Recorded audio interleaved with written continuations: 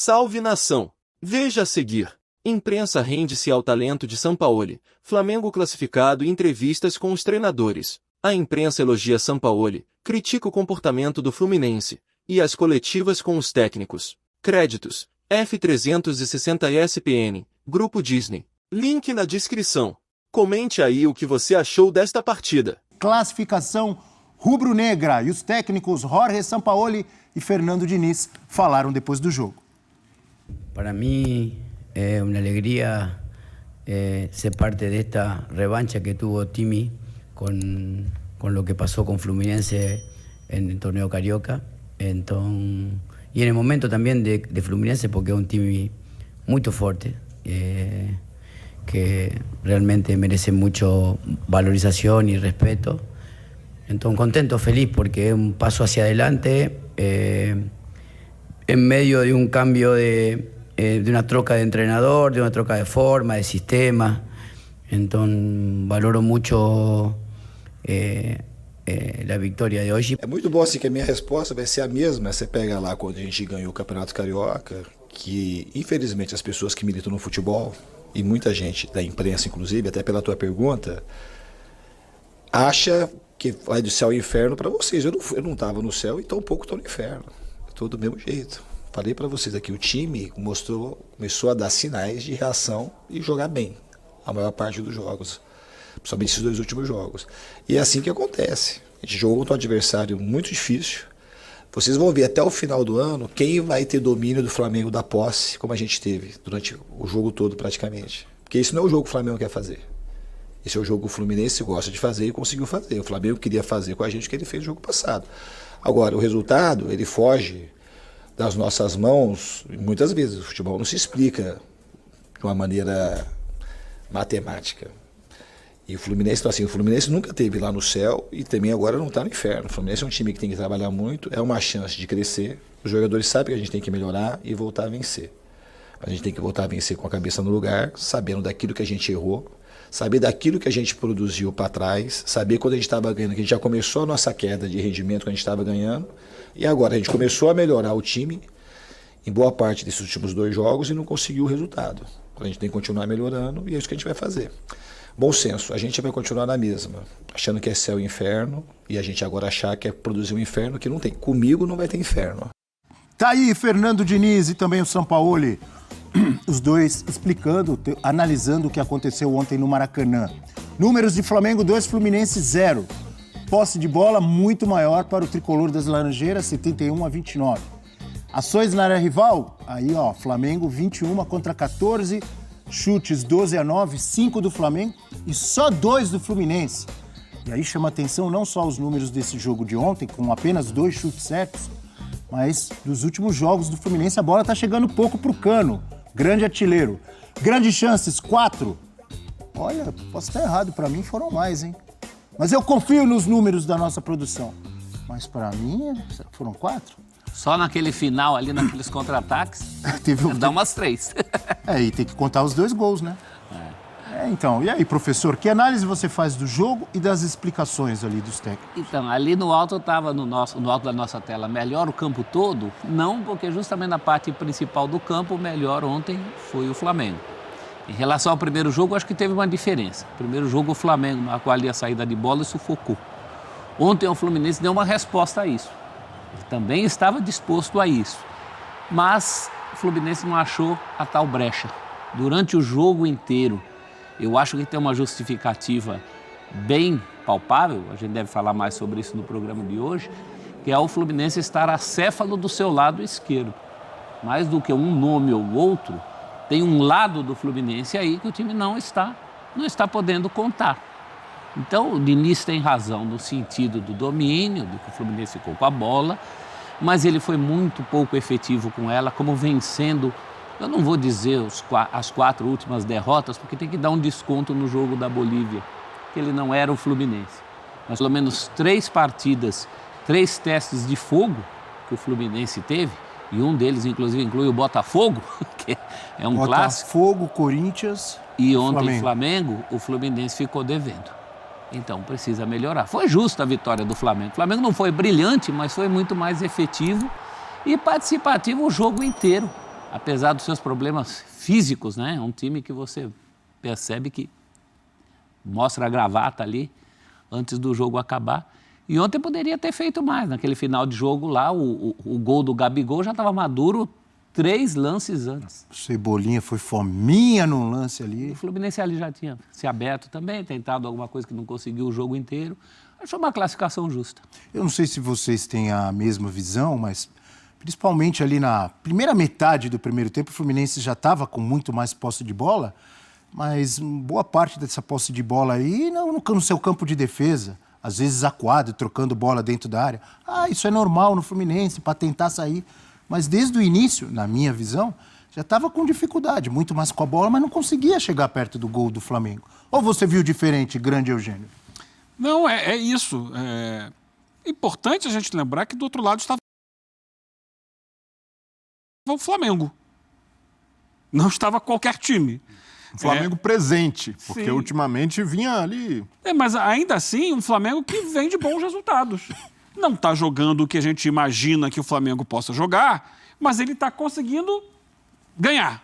Ele está se readaptando, se equilibrando e conseguindo bons resultados. Então, o Fluminense, como o Diniz falou ali, ele diz que não está no céu nem no inferno, mas ele sofreu uma queda de produção. Essa queda vem acontecendo ainda quando o Fluminense conseguia as vitórias. Vamos voltar lá atrás do jogo com o Cruzeiro. O Cruzeiro conseguiu tirar o Fluminense do prumo. O Fluminense ganhou de 2-0 do Cruzeiro, aliás, foi o jogo que o Alexander se machucou, mas já ganhou no final sofrendo, com o Cruzeiro martelando, pressionando, o Fluminense tendo que abrir mão da posse de bola e voltando para se defender. Contra o Cuiabá já não jogou bem, venceu, mas sem mostrar aquele futebol, perdeu o elan daquela construção coletiva, troca de passes, e a partir daí os resultados pararam de aparecer. Ontem, mais uma vez, lembra que no primeiro jogo, né, como o professor já colocou aqui, o Fluminense jogou muito mal, sufocado que foi pelo Flamengo. O Flamengo, nos 2 jogos dessas oitavas de final da Copa do Brasil, já foi melhor que o Fluminense. Então, tá nítido que o time perdeu. É óbvio que passa pelas saídas do Marcelo e do Alexander, ontem também do Felipe Melo, porque é um jogador importante nessa troca de passes, mas o Fluminense tem essa dificuldade e não está encontrando soluções para lidar com isso. Talvez, quando os jogadores voltarem, ok, o fato é que os adversários entenderam uma maneira de tirar o Fluminense do prumo. Essa maneira passa muito pela parte física, porque exige intensidade, o adversário tem que se doar ao máximo para impedir o jogo do Fluminense de funcionar, mas os adversários estão conseguindo fazer isso.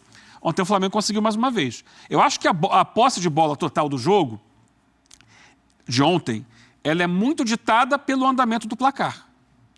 É um início de jogo muito equilibrado. O Fluminense também subiu marcação, o Flamengo pressionava, era um jogo de muita disputa, picotado, todo mundo querendo a bola e ninguém conseguindo produzir muito. Até que saiu o gol. E o gol sai relativamente cedo no jogo, 1/4 do jogo, mais ou menos, ali, por volta dos 30 minutos. A partir daquele momento, o Flamengo passa a administrar uma vantagem que ele tem. E é natural que ele dê a bola para o Fluminense. A questão toda, e aí o Diniz fala, ficamos com a posse de bola, nós vimos ali 71%. A posse de bola representa muito pouco. O que representa é o gol, é o resultado. A posse de bola é uma maneira da gente ler o que aconteceu no jogo. Ou às vezes não acontece o gol, mas você, além de posse de bola, você tem muitas finalizações, você leva perigo ao gol adversário, aí tudo bem. Sim, aí conta. Mas não foi o caso, né? Como você falou. A bola não chega no cano há quanto tempo? Em condições boas de finalização. Não é no jogo de ontem. Ele está sem fazer gol há 5 partidas. Ele está sem aparecer. Assim, porque a bola não chega. Jogo, né? Ele é o finalizador. A bola não chega. Ontem a gente viu o Cano voltando para fazer falta na lateral direita. Por quê? E aí é um problema do Fluminense. Quando eu falo aqui do andamento do placar. Eu fui buscar os números. Nos últimos 9 jogos em que o Fluminense sofreu o primeiro gol, ele perdeu 7. Só virou uma vez. Empatou o outro. Ou seja, é um time que não sabe lidar com a adversidade do placar, porque o adversário baixa a linha, bloqueia lá atrás e ele não está conseguindo gerar jogo. E o Flamengo fez isso. E pior do que isso, mais do que dificuldade de gerar jogo, ele se desarma completamente na defesa.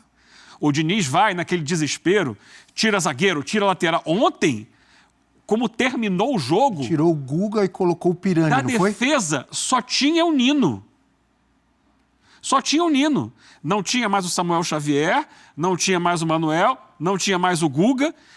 A defesa terminou com o Pirani de lateral direito, Nino, André e o Isaac, que é atacante, teoricamente como lateral esquerdo, que na verdade estava como ponta esquerda. Escancarada. O Flamengo teve uns 5 O contra-ataques. Fluminense foi de qualquer jeito, como tinha ido já contra o Corinthians no domingo, toma o segundo gol no contra-ataque, porque estava todo aberto.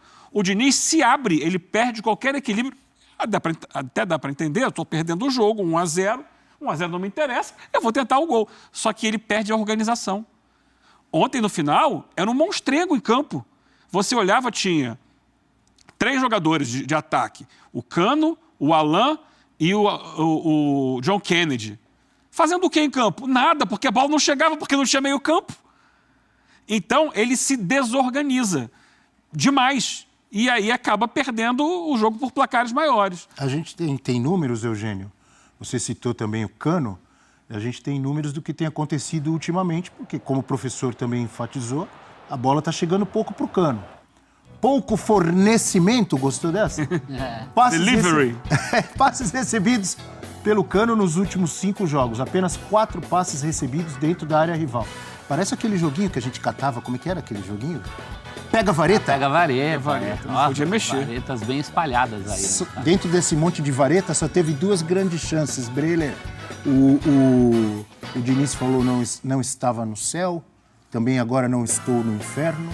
Mas antes, lembrando uma música antiga, ele estava mais perto do paraíso. Lembra daquela? Estou a 2 passos do paraíso. O paraíso está mais longe do Fluminense Não agora. sei se vou voltar. Não sei se vou voltar.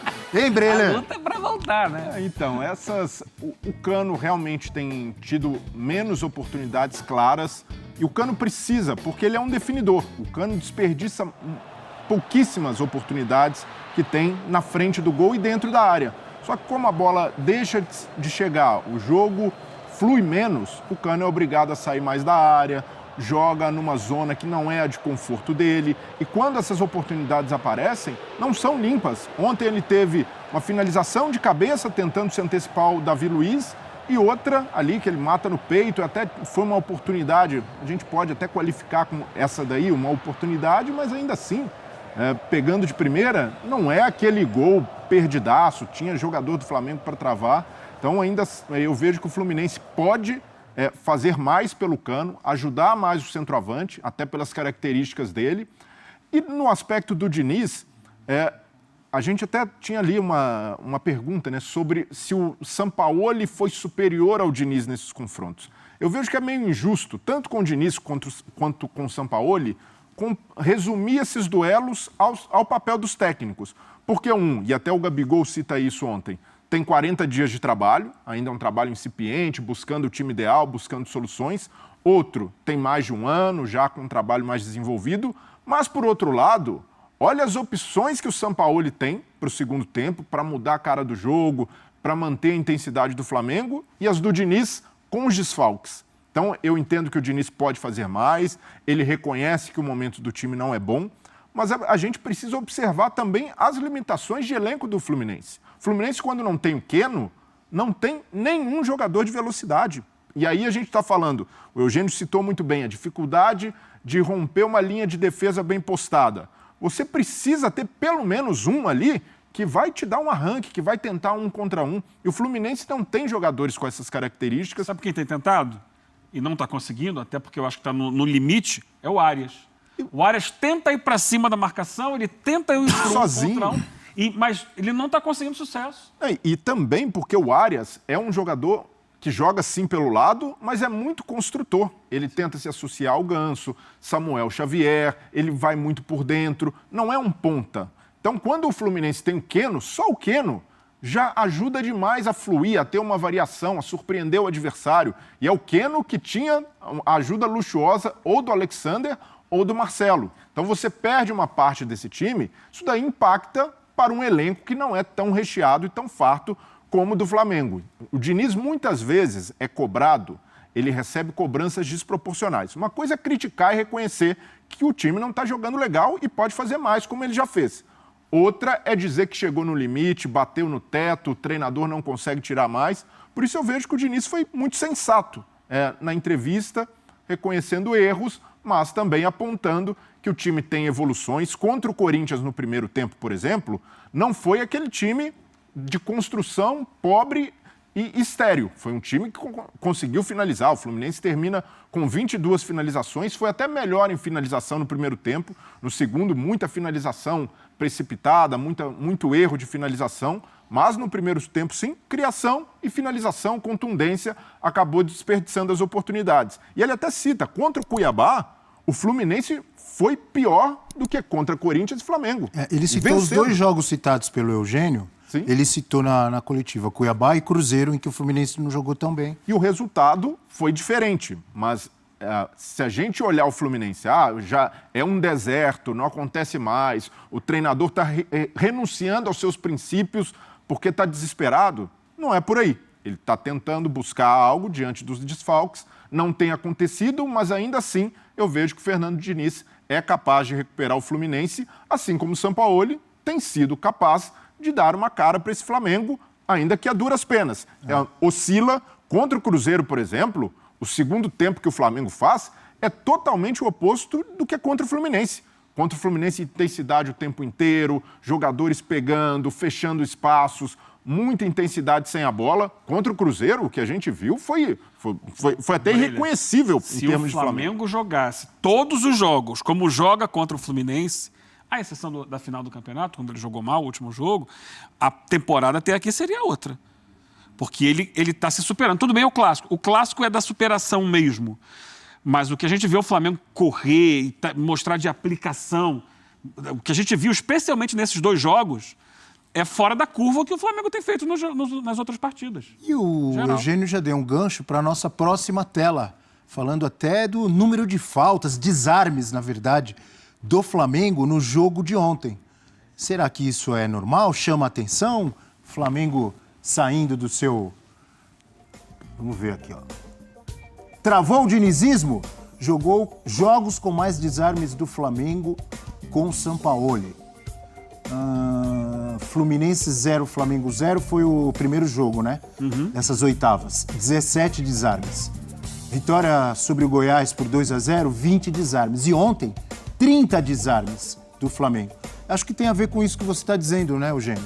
De um Flamengo, eu não sei se pelo Fluminense ter essas características, o Flamengo se aplica mais por ser o clássico, para tentar bloquear esse tipo de jogo do Fluminense. Enfim, amor por el balão acabou? Menores posses de bola do Flamengo com Sampaoli. Contra o Ñublense pela Libertadores teve 56%, quase 57%. Praticamente a mesma posse de bola contra o Goiás. Aí o primeiro jogo contra o Fluminense, 54% de posse de bola. Negociou mais a bola. Negociou mais. Contra o Bahia foi aquele jogo em que o Flamengo terminou com 2 jogadores a mais, teve 48 e ontem só teve 29,2. Mas contra o Fluminense é mais difícil. Mas olha aí a comparação com o primeiro jogo, o Flamengo teve 54. Como analisar esses números? Não acabou não, são situações circunstanciais. O jogo de ontem foi muito jogo de Copa, que você abre uma vantagem e você vai administrar essa vantagem. E jogando dessa forma, o Flamengo poderia ter feito mais gols, como a gente está vendo aí, teve oportunidades. O Bahia foi um jogo muito específico, né? Porque aquela história dele fazer 5 substituições no intervalo, o time se perdeu, teve um jogador que saiu e ficou com dificuldades, mas em geral, o Flamengo é um time que tem muita posse de bola e gosta, sim, de jogar no ataque. Posse de bola é meio, não é um fim em si. O importante é o que você faz com ela. Se você é efetivo, muita gente, e tem gente muito bem sucedida nesse campeonato brasileiro que tem essa filosofia. O próprio líder do campeonato, o Botafogo, tem sido muito efetivo, sem a bola, jogando. Isso não me incomoda. Acho que o jogo de ontem era um jogo, como falou o Eugênio, até a própria toada do jogo, o relógio do jogo, o placar do jogo, valia a vaga contra um rival contra o qual o Flamengo parece ter aprendido a jogar. O Flamengo tirou lições da final do Carioca. É muito claro isso. O primeiro jogo 0-0, muito claro. Acho que aquele baile que o Fluminense deu no Flamengo deve ter abalado de uma forma que os caras falaram, não vamos levar outro baile desses caras, não. Então, eu não critico, não. E eu queria ver essa intensidade do Flamengo em todo jogo. Eu sei que nem sempre é Fluminense, nem sempre está valendo vaga, mas o que se cobra desse time é isso. Desde a era dourada de Jesus, o que a gente cobra é essa intensidade, porque bola esses caras têm. Mesmo não jogando assim, o Flamengo tem salvado muitos resultados na capacidade individual. Se puder juntar as duas coisas, é isso que o rubro-negro quer para esse ano, para todos os anos. Eu não vejo problema nenhum nesse número de ontem. Então, eu achei interessante que o Breiler trouxe em relação à diferença dos elencos. E até ontem, durante o jogo, eu fui dar uma olhada em quem estava no banco do Flamengo. Entre outros, tinha Pedro, Everton Ribeiro, Bruno Henrique, Cebolinha, Sim. Bruno Henrique, Vidal. O Fluminense com muitos garotos, né, no banco de reservas. Ainda assim, Breiler, eu ainda acho que teve muita mão do técnico nesses dois jogos, do Sampaoli ter uma visão e armar uma estratégia efetiva para brecar o futebol do Fluminense. Eu acho que muitas vezes a gente valoriza até demais os técnicos e às vezes tem circunstâncias do jogo, jogadas individuais, brilho individual que acabam decidindo mais do que a tática. Mas nesse confronto específico, nesses dois jogos, eu penso um pouco diferente de você, apesar de entender o que você falou em relação aos elencos. Eu acho que teve muito do Sampaoli mesmo conseguindo armar uma estratégia para brecar o Fluminense, o que muitas vezes muitos técnicos não conseguem. Não sei se vocês pensam diferente. Mérito, indiscutivelmente, ele tem. Ele armou duas estratégias diferentes e foi bem sucedido nas duas. Conseguiu ser superior ao Fluminense nos dois jogos. Agora, o que eu não concordo é reduzir isso a Sampaoli engoliu o Diniz, ou Sampaoli deixou o Diniz no bolso. Entendi. Ou, o Diniz já vai voltar, o dinizismo de sempre. Então... O pessoal pega pesado, né? Mas não foi isso que aconteceu. Foram jogos parelhos, foram jogos em que o Fluminense, também dentro dos seus desfalques, dentro das suas limitações, conseguiu competir, conseguiu ter mais a bola no segundo jogo. A questão do Flamengo foi e o grande mérito do Sampaoli, foi ter convencido os jogadores de que não é possível ganhar só na individualidade. O Flamengo, além de ter sido melhor nos desarmes, o Flamengo foi perfeito na segunda bola e nos rebotes. Todos, no jogo de ontem, a maioria era do Flamengo. O Flamengo finalizava e já tinha um jogador dentro da área para buscar o rebote, para tentar finalizar de novo, para não deixar o Fluminense respirar, pelo menos quando tinha a bola e quando conseguia atacar. E o mesmo na defesa. O comportamento do Gabigol ontem, com mais intensidade, às vezes até passando do ponto, reclamando, mas intenso. A gente via que ele estava ligado o tempo discutindo inteiro. Com o adversário para variar. Não, tecnicamente, nem foi um grande jogo do Gabigol, mas em termos de entrega, o trabalho sem a bola, irretocável. A Arrascaeta voltando, mesma coisa. O Gerson, de quem se cobrava também. Gerson se doou demais ontem. Exato, uma atitude mais em todos os lugares do campo. E isso o Flamengo conseguiu. Então, se o Sampaoli mantiver essa mentalidade de que o Flamengo precisa, além da qualidade, ser intenso com e sem a bola, não dá para ganhar os jogos só num lampejo do Arrascaeta, numa jogada decisiva do Gabigol, aí o Flamengo estará num bom caminho, independentemente da maneira que o Sampaoli escolher abordar cada jogo. Pode ser que a gente veja mais jogos do Flamengo com menos posse de bola, mas terminando com mais finalizações e sendo mais contundente com o adversário. Isso é o que importa. Muito da filosofia do Sampaoli depende da entrega do grupo e dos jogadores, e ontem essa entrega aconteceu. Então é isso, nação. Peço que se inscreva no canal, ative o sininho das notificações e deixe aquele like maroto para fortalecer, e até o próximo vídeo. Estamos juntos e fui.